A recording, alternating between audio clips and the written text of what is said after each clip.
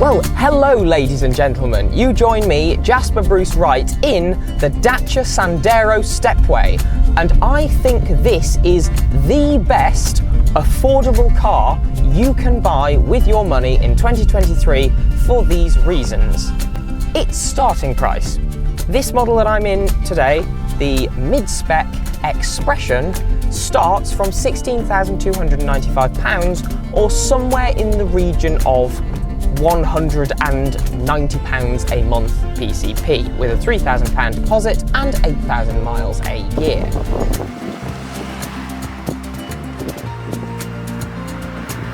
And for that money, you get a tremendous amount of kit as standard. You've got LED headlights, you've got automatic headlights, auto wipers, excellent infotainment. You can connect your phone, that's all you need nowadays. And you get an experience that's actually just a little bit joyful and fun. It is value motoring at its absolute peak, this car. It's high riding, so it's practical, easy to get things in and out of, you know, and you've got a really good amount of space inside the cabin. It's comfortable, it's efficient, it's got a good engine, and it's just an all-round easy recommendation as a purchase for a brand new Super Mini. It's excellent.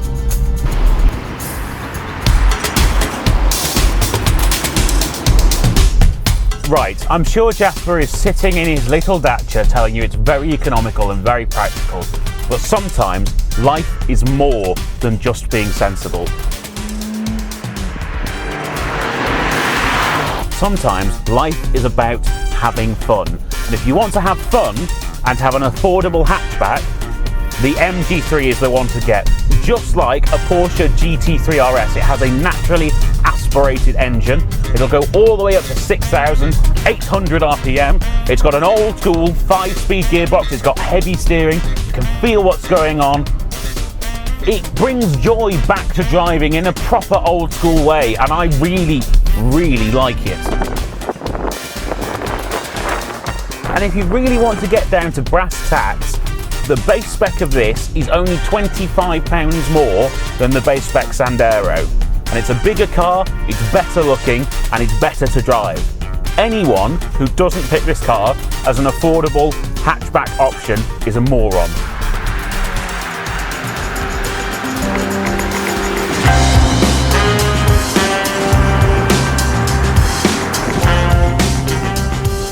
The only moron is a man that actually thinks that the MG3 is the sporty option, because it isn't.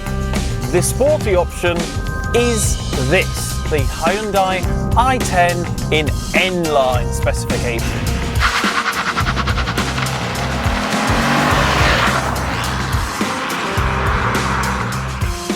It's basically a hot hatchback. It's got the same amount of turbos per 3 cylinders as the Bugatti EB110, because it's a 3-cylinder with a turbo. It's also faster than the other two to 60, and crucially, this has red things on it, and that makes it sporty.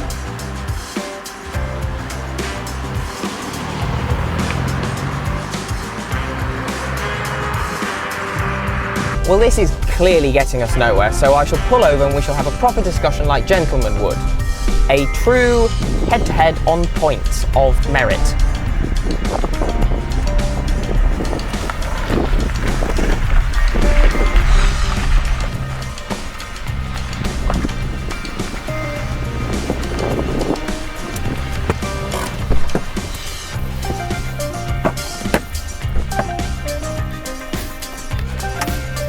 How can you possibly claim that this is a better car than the clear leader of the segment? Well, you see, Jasper, like an Audi RS6, this has diamond cut alloy wheels because it's sportier than your car, which makes it better, as we know. Why have you brought a brown car?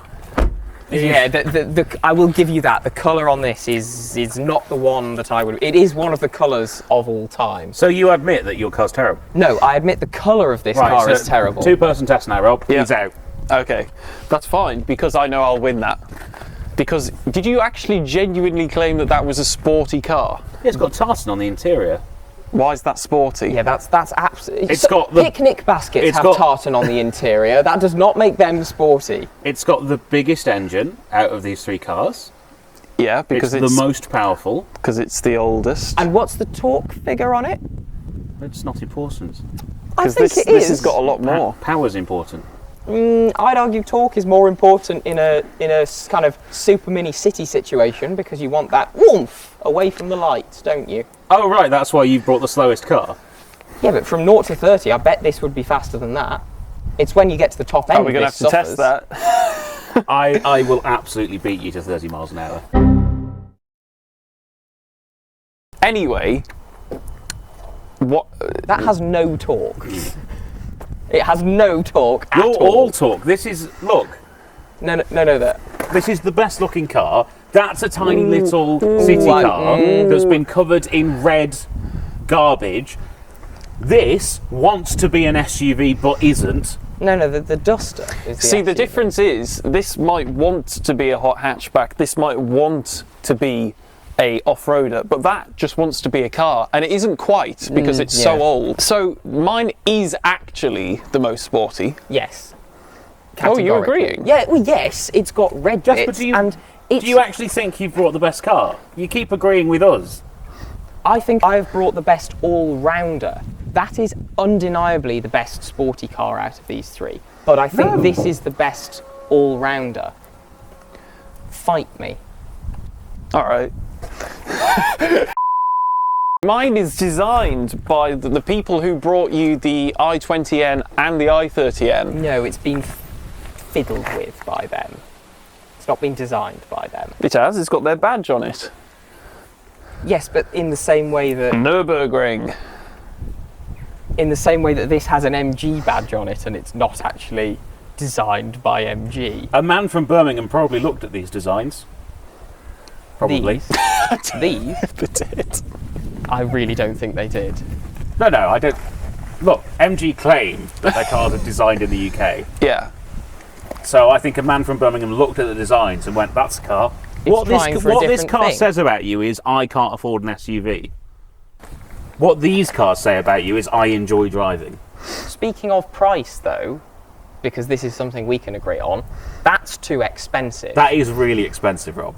It's not too expensive because it is it's too expensive for what it is. No, it's not. Yes, it is. No, It's the not. smallest car here and it's the most expensive. Because it's the best driving car. These are things. No. My car is the cheapest and the best drive. No, it's not the best driving car. How could it possibly be the best drive? This is an N-line car. Right, you drive it then. Okay. You drive that one, I'll drive this one, Jasper can drive that one, and then we'll swap again. Right. What the? Oh my god, that clutch feels so spongy. Ooh.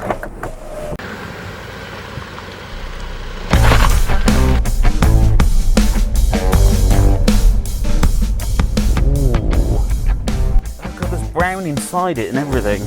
That feels very familiar. For viewers who aren't aware, I own a Dacia Jogger, which is like this but good, because it has a more powerful engine and enough space in the back for things. The steering in this is so light.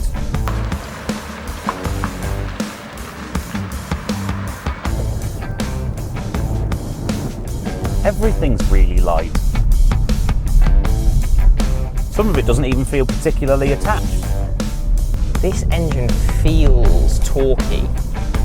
You can really tell that it's that it's got that pull. Okay, first things first then. This gearbox is not good. So much more peppy than the Dacia. I am in gear and I can move it as much as I can move the i10's gearbox when it's in neutral. I do have to give it that the pedal weights are better balanced than they are in the MG. The steering, I mean, it's a bit numb on centre. And the suspension is better, softer. It's quite firm, but so it should be because it claims to be a sporty city car. And it is. There's nothing really wrong in here, but it's not very interesting. It certainly drives as if it's a sporty city car.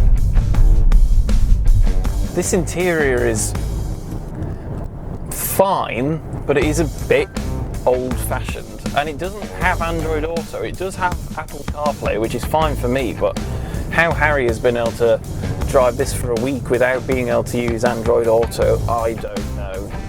This gearbox is wonderful. And the steering is so sharp. It doesn't have any something. It's just an car. Also, this material on the dashboard looks like Christmas wrapping paper from Aldi. It sounds wonderful. It's just got that little throaty grumble. I love it. That engine is a bit dead. No turbocharger. It's a bit gutless.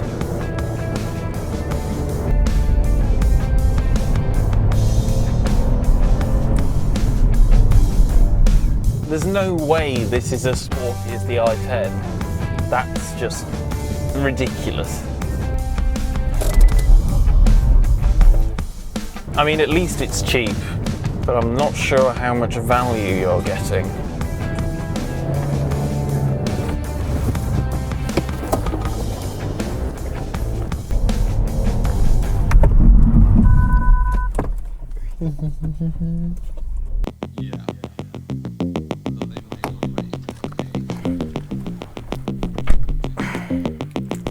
I shall also move several kilometres forwards in this seat. Well, this feels more sprightly than the MG did, even though it's the least powerful. It's not as fast as my i10, but that turbo definitely helps. I'm not saying it's good, I'm just saying it's okay.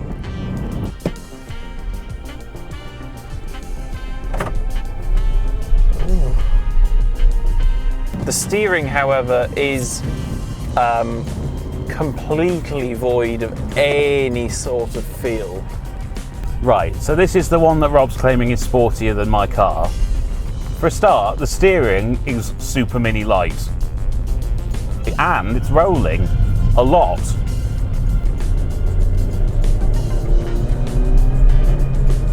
It's just not the same as a turbocharged power delivery, which is what you want if you want fast acceleration nowadays. Makes a lot more noise as well in the cabin. This gearbox is dreadful. They also seem to have gone to great expense to make a digital screen that then looks like a TFT digital screen, like one might find in a Mitsubishi i10. It feels a lot like Harry's jogger to drive, but just not quite as quick. I like the interior.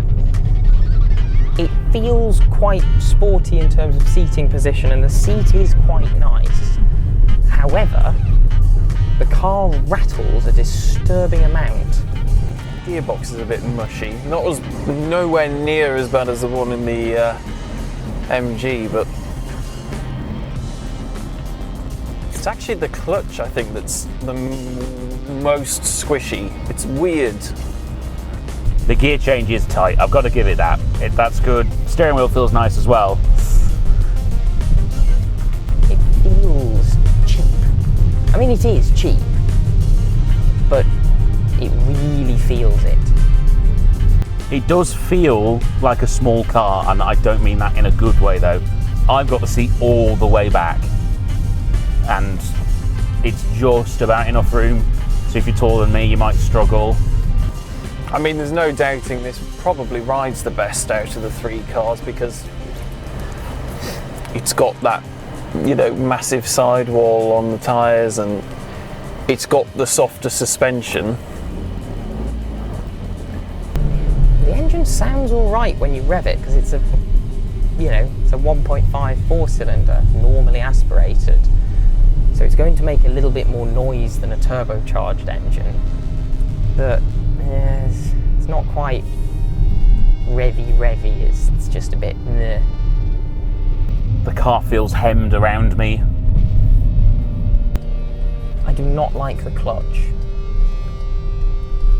It feels artificially springy and weak, like they're trying to disguise the weight of it, but not well. I don't know, it just doesn't feel as well put together as the Hyundai does. There's just something about it. And would I want to pay more money to have a smaller car? Probably not. This also handles like a bag of nails.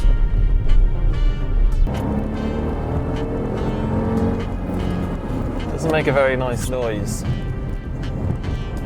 It's firm, but uncomfortably so. The i10 had firm suspension, but it actually handled itself well. This chassis is not a good chassis. The steering wheel is also really far away from me, and it just doesn't adjust, which is the same in the MG, apart from the fact that it, you know, actually is in the right place.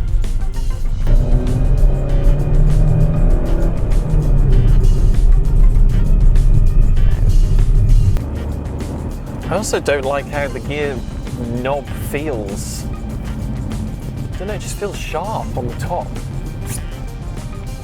This gearbox is so vague. It's also only got 5 speeds. We live in 2023. For economy's sake, at least, you should have 6. And the engine's too big for this class of car. It's just not giving me any emotion. There's no reward for rigging this car out. Weird. No car nowadays should have a 1.5 litre normally aspirated engine, especially when it's this size of car. It does feel sporty, but I'm not getting the passion. This car would be excellent for competing in the Mongol Rally in about 20 years' time. But here, now,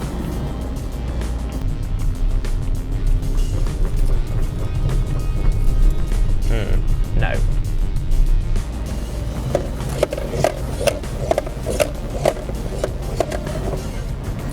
steering rack's very slow. It's too sanitized, too clinical. I want something that's just a bit more of a giggle, and I'm not getting it from this. It's very competent, but it's just not. It's not giving me the fizz.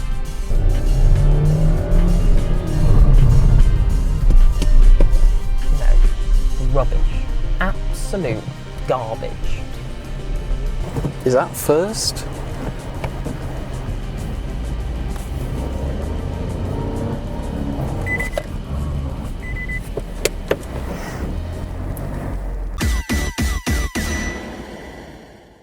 Right, that's pretty conclusive, actually. We've driven each other's cars. Yeah, and I have moaned on to try and win, but there's no position that makes this.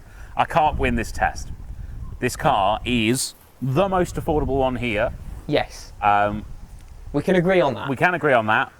Don't buy this one. Buy the base spec, and buy the cheapest car possible. If you need a brand new car and it's got a 7-year warranty, but it'll probably drive like your previous car if your previous car was a Peugeot 206. That drives the best. Are we all in agreement? Oh yes, absolutely. That definitely drives the best. The best suspension. I think it is worth saying it isn't a hot hatch. No. It's a little bit clinical. It's a hot-esque hatch. It's warm. but it's not full of joy. It's tepid. It's tepid hatch. It's the quickest and it drives the best, Yes. but it is the most expensive. By a margin. And they actually do changes on the N line to make it sportier. It feels the most expensive. It does Oh, feel, it does yeah, feel the most absolutely. expensive. The interior on this is definitely the best of all three. Yeah. But if you actually want a nice, cheap car, but it's not just about the money, probably the Dacia. Yeah. It's a happy medium. It is a between happy them. medium. Yeah. You do get enough kind of tech, Yeah. and the engine and drivetrain are actually, they're all right. Yep. You know, not going to blow anyone's socks off, but that's So I not think- what this segment's Yeah. about. If Cheapest, fastest, All round. most Yeah. best. This is bestest. the one that if somebody went, I want a small car, this is the easiest recommendation out of the three. I do have one final thing to say though, which is I'm going off in a strop because I didn't win, and I'm going to do it without using the pedals in the car. Oh, yes. Oh yes, because it's a 12-year-old car, so it doesn't do the thing where No. modern cars, you know, try and protect anything near you, so you can't just start them without putting your foot on the clutch or brake. Yeah. So it's like a Le Mans start. Because he can turn the key and put his seatbelt on, and by doing that, the car will have already set off. Yes, are you just I going to think take? I can do it without the seatbelt on as well. Oh Oh, yeah, go on then. absolutely. That will not stop him if the seatbelt isn't on. Go on then. Right, Handbrake off. it's in gear. Handbrake is off. Begin.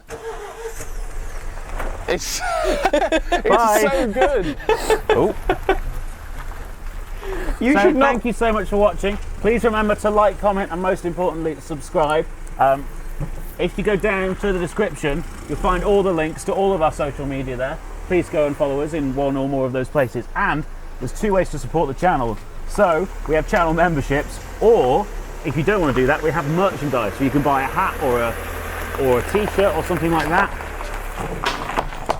So please go do all of those things. Circles. And I'll see you next time. Bye-bye.